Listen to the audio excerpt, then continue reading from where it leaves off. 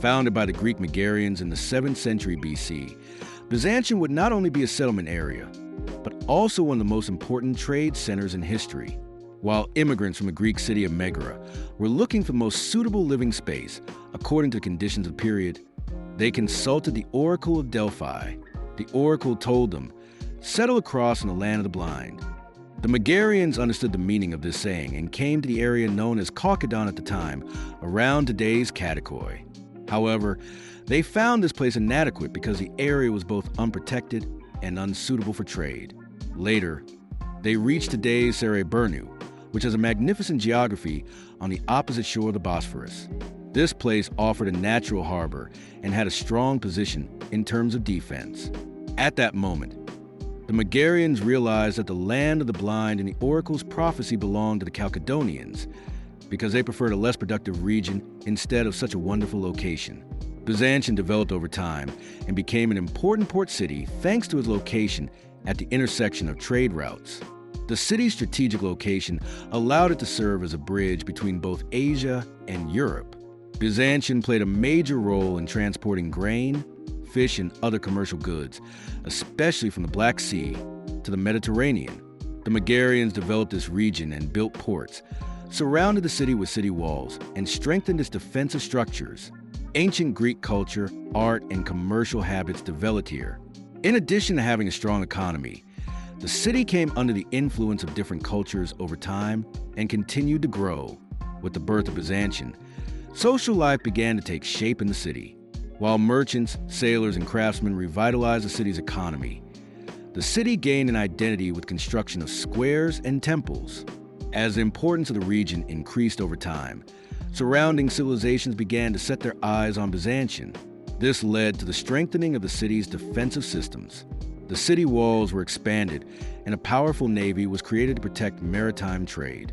However, Byzantium became an important center not only for its trade and strategic location, but also for its cultural influences.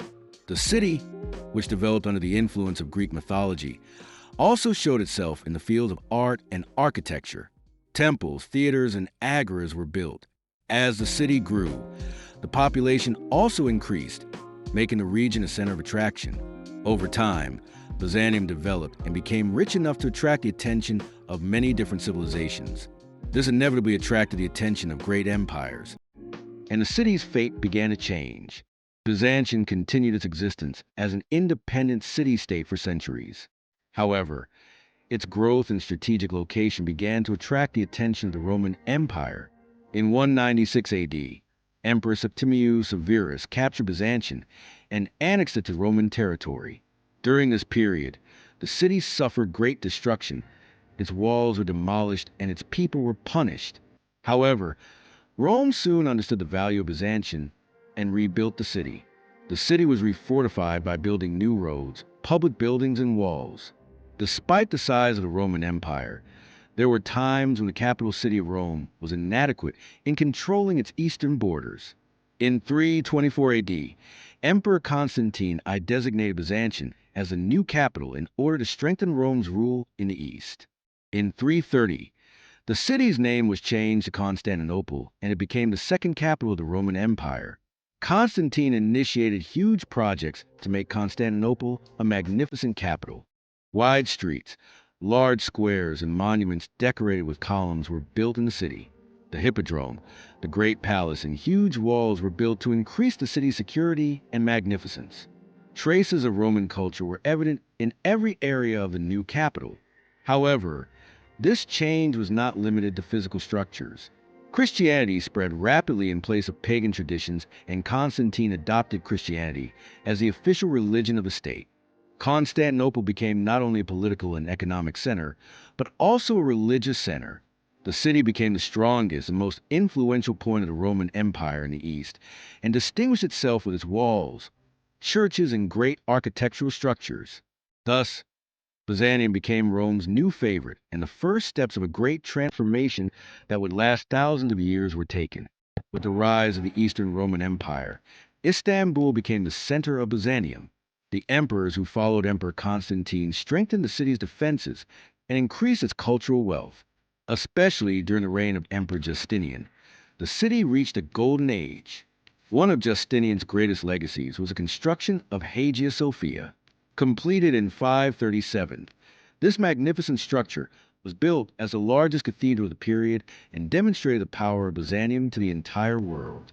Considered not only a religious center but also an architectural masterpiece, Hagia Sophia was decorated with Byzantine mosaics and frescoes. As the capital of the Byzantine Empire, Istanbul made great strides in science, art, and trade. Universities were opened in the city, literary works were written, and the Greco-Roman legal system was developed.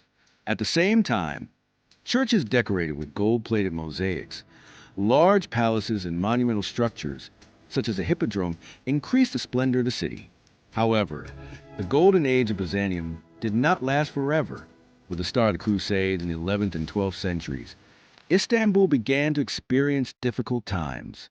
During the Fourth Crusade in 1204, the Latins captured the city and carried out a great deal of plunder. The churches were plundered, the people were subjected to great cruelty, and Byzantine treasures were smuggled to Europe. Istanbul remained under Latin occupation until 1261, during which time Byzantium was seriously weakened. Although the Byzantine Empire moved its capital to Istanbul after the Latin occupation, it had lost its former power. With economic difficulties, internal turmoil, and the rise of the Ottomans, the last years of Byzantium turned into a struggle for survival. The Ottoman Empire made plans for years to conquer Istanbul. Many Ottoman sultans had previously tried to capture this magical city, but failed in the face of the Byzantine walls and defense systems. However, Fatih Sultan Mehmed began preparations for the conquest using a strategy and technology never seen before. Fatih obtained weapons powerful enough to destroy the Byzantine walls by having the giant Sahi cannons cast. In addition, the Ottoman navy was strengthened and an ingenious plan was developed to move the ships by land, despite the chain being drawn across the Golden Horn. The siege began on April 6, 1453, and after days of fighting, the Ottoman army managed to enter the city on May 29, 1453. After the conquest, Fatih Sultan Mehmed declared Istanbul the new capital of the Ottoman Empire and began to rapidly restore the city. Hagia Sophia was converted into a mosque, new bazaars, social complexes, mosques and educational institutions were built to make the city suitable for Ottoman culture. Istanbul became a major center for science, art, and trade during the Ottoman period, and continued to rise as an important city connecting Europe and Asia. Fatih's conquest strategy and the Ottoman reconstruction process of Istanbul are considered one of the greatest transformations in world history. With the rise of the Ottomans, Istanbul continued to exist as a cultural capital for centuries at the intersection of the East and the West.